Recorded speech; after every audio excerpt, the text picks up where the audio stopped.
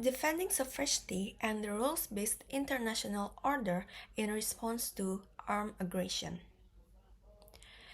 Excellencies, distinguished delegates, today we face a crisis that threatens not only one nation, but the foundation of our international order. Russia's full-scale invasion of Ukraine is not a misunderstanding, it is a deliberate act of aggression, a war of conquest, and a violation of the sovereignty of a United Nations member state. For Germany, this war marks a turning point. It is a humanitarian disaster and a security, economic, and moral crisis for Europe and the world. We have always believed in diplomacy, but when peaceful borders are erased by force, neutrality becomes complicity. Let me tell you all about Darina, a young Ukrainian woman who once studied environmental science in Kiev. Now she lives in Hamburg, far from her home and her family. She is one of over a million Ukrainians who found refuge in Germany, not by choice, but because of war. This conflict has far-reaching impacts, like rising food prices, energy shocks, cyber threats, and renewed nuclear fears.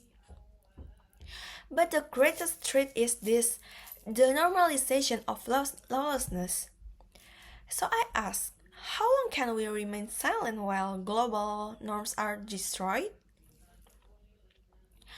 Germany's stance is clear, principled, and grounded in international law. We support Ukraine's right to self-defense. We reject any outcome imposed by violence. We have acted decisively, like military support to help Ukraine protect its people, over 12 billion euro in humanitarian aid, strong sanctions with EU and G7 partners, a rapid transition away from Russian energy, and full support for war crimes investigations because justice delayed, it's justice denied. Why do we do this? Because we know from history, peace built on injustice cannot last. Germany bears a special responsibility, not just to speak, but to act. We will not stay silent again.